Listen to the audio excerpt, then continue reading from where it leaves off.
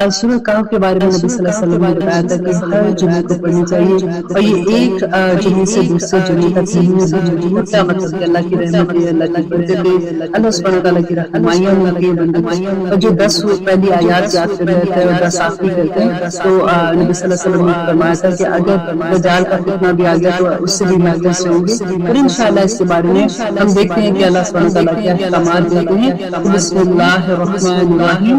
بڑا مہربان کرنے شروع کرتی ہوں اللہ کے نام سے جو بہت مہربان اور نہایت رحم کرنے والا ہے۔ الحمدللہ الذی انزل علی عبدہ الکتاب ولم یجعل لہ عوجا، تمام تعریفیں اللہ کے لیے ہیں جس نے اپنے بندے پر یہ قرآن اتارا اور اس میں کوئی کسر باقی نہ رکھی، قیما لینذر بأسا شدیدا من لدنہ، اور بلکہ ہر طرح سے ٹھیک ٹھاک رکھا تاکہ اپنے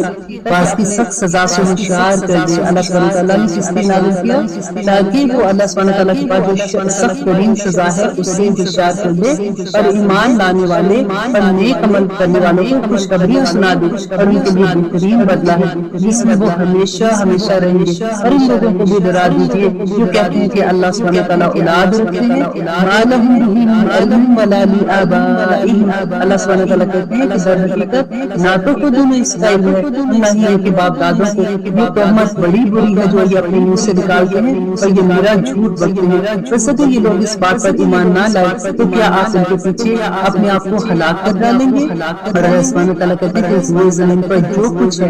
ہم نے اسے زمین کی رونق کا باعث بنایا ہے، اور ہم نے آزمائے تاکہ ہم نے آزمائے کہ ان سے کون نیک عمل کرتا ہے۔ لیکن یہ آیت آپ انڈر لائن کیجیے اور اس کو سمجھیے کہ دنیا میں اللہ سبحانہ وتعالیٰ کہتے ہیں جتنا بڑے بڑے گھر بناتے ہیں اس میں ہم آباد رہتے ہیں، ہم دنیا میں کتنی باری آپ دیکھیے کتنے خوبصورت پھول ہیں، اللہ سبحانہ وتعالیٰ نے زمین و آسمان بنائے، ستارے بنائے، اور سارا کچھ جو بھی اللہ نے بنایا اتنی خوبصورت دنیا بنائی تاکہ وہ آزمائے کہ کہیں ہم اس دنیا میں تو کھو نہیں جاتے، کہیں ہم اپنے گھروں کو بنانے میں اس کو سجانے میں اپنی زندگی کو نہیں ضائع کر لیتے۔ تو آج اللہ سبحانہ وتعالیٰ کہتے ہیں کہ وہ دیکھیں کہ کون نیک عمل کرتا ہے، اس پر جو کچھ ہے ہم اسے ایک ہموار صاف زمین میں بدل ڈالیں گے کہ قیامت کے دن یہ ساری زمین جو ہے وہ بالکل چٹیل میدان کی طرح ہو جائے گی۔ تو اپنے خیال میں غار اور تقدیر والوں کو ہماری نشانیوں سے بہت عجیب نشانی سمجھتے ہیں۔ اب یہاں پہ ایک قصہ بیان ہو رہا ہے جو کسی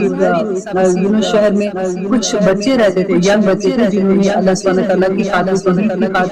وہاں سے اپنے آپ کو بچا کے اپنے ایمان کو بچا کے غار میں جا کے چھپے تھے تاکہ ان کے ایمان کو لوگ اگر اس کو پکڑیں گے ان کے ساتھ زیادتی کریں گے، جیسے مکہ میں ہوا تھا کہ شروع میں لوگوں کو کیسے سخت سزا دی جاتی تھی۔ تو انہی بچوں کا یہاں پہ قصہ ہے جو ینگ بچے تھے کہ ان چند نوجوانوں نے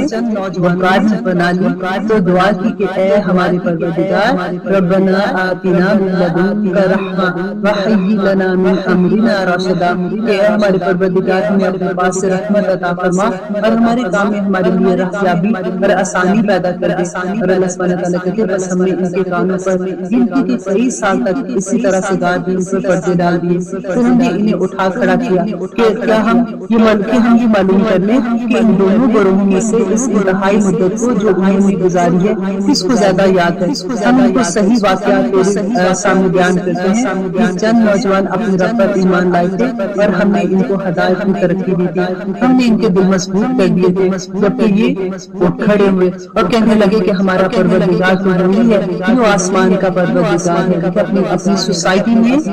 جو چند لوگ ایمان لائے تھے وہاں پہ انہوں نے ان کے سامنے اظہار بھی کر دیا کہ ہم تو بس اللہ سبحانہ تعالیٰ پر ایمان لاتے ہیں، ناممکن ہے کہ ہم اس کے سوا کسی اور کو معبود بنائیں، اگر ایسا کیا تو ہم کو نہایت غلط بات کریں گے۔ یہ ہے ہماری قوم جس نے اس کے سوا اور معبود بنا لیے، ان کے خدائی کی یہ کوئی صاف دلیل نہیں پیش کرتے جو اللہ پر جھوٹ باندھتے ہیں۔ جب تم ان سے اور اللہ کے سوا اور ان کے معبودوں سے کنارہ کش ہو گئے تو اب تم کسی غار میں جا بیٹھو۔ اب یہاں پہ ان کی بات ہو رہی ہے کہ وہ جو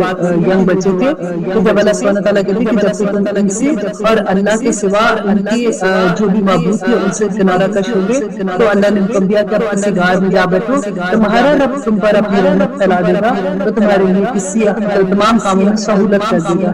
آپ دیکھیں گے کہ آفتاب بوقت طلوع ان کے غار سے دائیں جانب کو چھپ جاتا ہے اور بوقت غروب ان کے بائیں جانب کترا جاتا ہے اور وہ اس غار کی کشادہ جگہ میں ہے۔ یہ اللہ کی نشانیوں میں سے ایک نشانی ہے۔ اللہ سبحانہ تعالیٰ جس کی رحمت فرمائے وہ راہ راست پر ہے اور جسے گمراہ کر دے وہ ناکام ہے۔ کہ آپ اس وقت کوئی کا ساز و رہنما نہیں پائیں گے۔ آپ خیال کرتے ہیں کہ وہ بیدار ہیں، حالانکہ وہ سوئے ہوئے تھے، خود ہم بھی انہیں دائیں بائیں کروٹیں دلاتے، ان کا ایک کتا بھی چوکھٹ پر اپنے ہاتھ پھیلائے ہوئے تھا۔ آپ اگر جھانک کر دیکھتے تو ضرور ڈر کر الٹے پیر بھاگ جاتے اور ان کے روپ سے آپ دہشت طاری ہو جاتی۔ اسی طرح ہم نے انہیں بلا کر اٹھا دیا کہ آپس میں پوچھ گچھ کر لیں۔ ایک کہنے لگا کہ ہم کتنی دیر ایسے ٹھہرے؟ انہوں نے جواب دیا کہ ایک دن یا اس سے بھی کم۔ کہنے لگے کہ تمہارے ٹھہرنے اور رہنے کے باوجود اللہ سبحانہ وتعالیٰ اس کا علم ہمیں دے گا کہ ہم کتنی دیر اس میں ٹھہرے۔ اب تو تم اپنے میں سے کسی ایک کو اپنی یہ چاندی دے کر، چاندی کے اس وقت سکے ہوتے تھے تو وہ ایز اے پیسہ یوز کرتے تھے،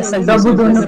آپس میں وہ بات کر رہے ہیں کہ چاندی دے کر شہر بھیجو اور خوب دیکھ بھال لے کہ شہر کا کون سا کھانا پاکیزہ ہے، پھر اسی میں سے تمہارے کھانے کے لیے لے آئے اور وہ بڑی احتیاط اور نرمی برتے اور کسی کو تمہاری خبر نہ ہو۔ اگر یہ کافر تم پر غلبہ پا لیں گے تو تمہیں سنسار کر دیں گے یا پھر تمہیں پھر اپنے دین میں لوٹا لیں گے اور پھر تم کبھی بھی کامیاب نہ ہو جائے گے۔ یہ اب آپس میں بات کریں۔ ہم نے اسی طرح لوگوں کو ان کا حال بتا دیا کہ وہ جان لیں کہ اللہ سبحانہ تعالیٰ کا وعدہ بالکل سچا ہے اور قیامت میں کوئی شبہ نہیں ہے۔ جبکہ وہ اپنے امر میں آپس میں اختلاف کر رہے تھے، کہنے لگے کہ ان کے گھر پر ایک عمارت بناؤ۔ اب یہ لوگ جب بعد میں سارا واقعہ ہوتا ہے تو اس کے بعد کا واقعہ بتاتے ہیں کہ جب لوگوں نے یہ اپنی آنکھ سے یہ والا معجزہ دیکھا تھا تو اب انہوں نے کہا کہ اچھا یہ تو وہ زمانے کے لوگ ہیں جب بازار میں جب یہ سکہ لے کے گئے تھے وہ پرانے زمانے کا تھا۔ انہوں نے ان کے بارے میں اسٹوری سنی کہ کیسے کچھ لوگ تھے جو کہ چھپ گئے تھے جا کے اور انہوں نے اپنے ایمان کو کیسے بچا لیا تھا۔ تو اب وہ یہ کہہ رہے ہیں کہ اب جب ان کو پتہ چلا تو انہوں نے کہا کہ اچھا اس گھاٹ پر ایک عمارت بنا لو۔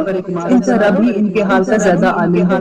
جن لوگوں نے ان کے بارے میں غلبہ پایا وہ کہنے لگے کہ ہم تو ان کے ارد گرد مسجد بنا لیں گے۔ کچھ لوگ تو کہنے لگے کہ یہ صحابہ کہا تین تھے اور چوتھا ان کا کتا تھا، کچھ نے کہا کہ پانچ تھے، چھٹا ان کا کتا تھا۔ غائب کی باتوں میں اٹکل کرتے ہیں، مطلب جھوٹ بتاتے ہیں۔ تو اللہ سبحانہ تعالیٰ کہتے ہیں کہ کچھ کہیں گے کہ وہ سات ہے اور آٹھواں کتا ہے۔ آپ کہہ دیجیے کہ میرا پروردگار ان کی تعداد کو بخوبی جانتا ہے، انہیں بہت ہی کم علم دیا گیا ہے، بس آپ ان کے مقدمے میں صرف سرسری گفتگو کریں اور ان میں سے کسی سے ان کے بارے میں کوئی پوچھ گچھ نہ کریں اور ہرگز کسی کام پر یوں نہ کہنا کہ میں اسے کل کر دوں گا، مگر ساتھ ہی انشاءاللہ کہہ لینا۔ دیکھیے اس کے بارے میں حدیث میں آتی ہے کہ نبی صلی اللہ علیہ وسلم نے کسی سے کوئی بات ہو رہی تھی تو انہوں نے کہا کہ میں کل اس کا جواب دوں گا، اور پھر کہتے ہیں کہ آلموسٹ 10 یا 15 دن تک وحی نازل نہیں ہوئی تھی اور یہ وجہ تھی کہ انہوں نے انشاءاللہ نہیں بولا تھا۔ تو یہاں پہ اللہ سبحانہ تعالیٰ وہی گائیڈ کریں کہ مگر ساتھ ہی انشاءاللہ کہہ لینا، اور جب بھی بھولے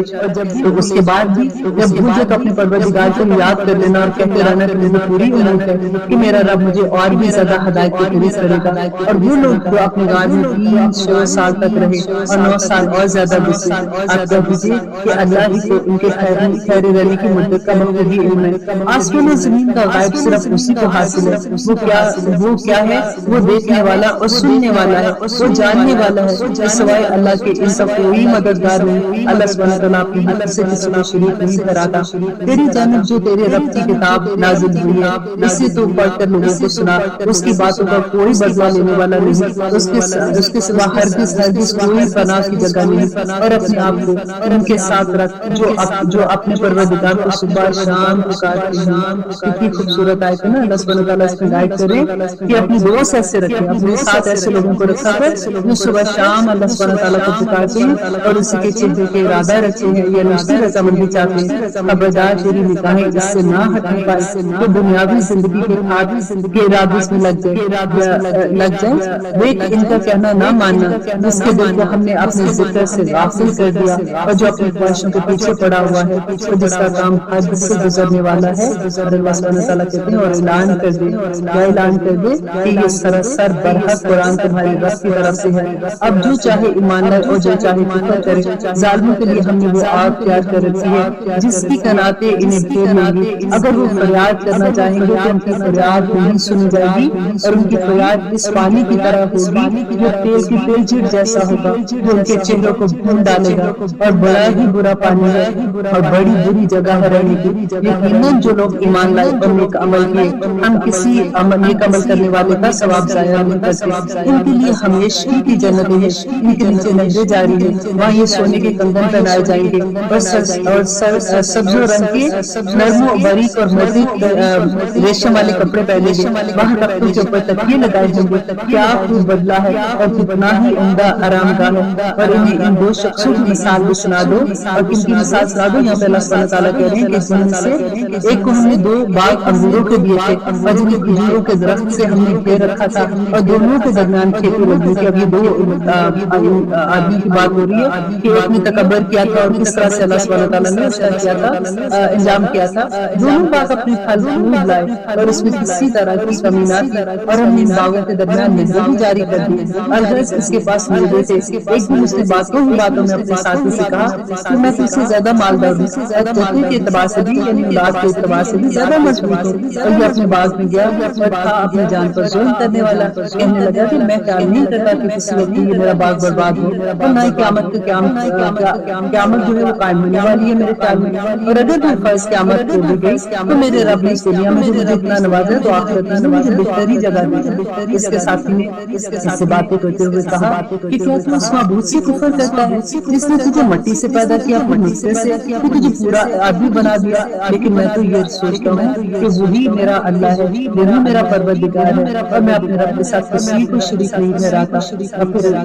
اور تو جو اپنے باغ میں جاتے وقت کیوں یہ کہتا کہ اللہ جسے چاہے وہی ہوگا، کہ ماشاءاللہ لا قوت الا باللہ، تو کیوں نہیں کہتا کوئی طاقت نہیں مگر اللہ کے سوا؟ اگر تو مجھے مال و اولاد میں اپنے سے کم دیکھ رہا ہے تو بہت ممکن ہے کہ میرا رب مجھے تیرے جیسے باغ عطا کر دے، اور اس پر تیرے باغوں پر اللہ سبحانہ تعالیٰ کوئی ایسی عذاب نازل کر دے، یا اس کا پانی نیچے اتر جائے، یا تیرے بس میں نہ رہے تو پھر تو اسے کہاں سے ڈھونڈ لائے گا؟ اب یہ دونوں دوست آپس میں بات کر رہے ہیں۔ ان میں سے ایک دوست جو ہے جس کو اللہ سبحانہ تعالیٰ کہتے ہیں کہ اس کو بہت نوازا ہوا تھا، وہ تکبر کر رہا تھا کہ مجھے تو کچھ نہیں ہونا، لوٹ ایٹ مائی باغ سارے تو کس طرح سے پھل دے رہے ہیں میرے پاس، اللہ نے اولاد دی ہے۔ اور اگر قیامت والے دن اللہ نے بلا بھی لیا تو پھر دنیا میں اتنا کرم کرے وہ ادھر بھی کرے گا۔ اور اس کا دوست اس کو کہہ رہا ہے کہ تم کیسی بات کر رہے ہو، یہ سارا کرم جس میں سے تمہارے رب نے کیا ہے، تم ماشاءاللہ لا قوت الا باللہ کرو جب تم اللہ کی رحمتوں کو دیکھتے ہو۔ تب ان دونوں کی جو گفتگو ہے اس سے پہ اللہ سبحانہ تعالیٰ بتا رہے ہیں اور اس کے سارے پھل دے دیے۔ اب وہ کیا ہوتا ہے کہ اپنی اتنی تکبر سے بات کر کے جب وہ جاتا ہے اپنے بات کی طرف تو کہتے سارے اس کے پھل دے دیے گئے، بس وہ اپنے اس خرچ پر جو اس نے اس میں کیا تھا اپنے ہاتھ ملتا رہ گیا۔ یعنی اس نے اتنا ٹائم انویسٹ کیا، اتنا پیسہ جو انویسٹ کیا، بیج بوئے تھے، پانی لگایا تھا، اس کو کاشت کیا تھا،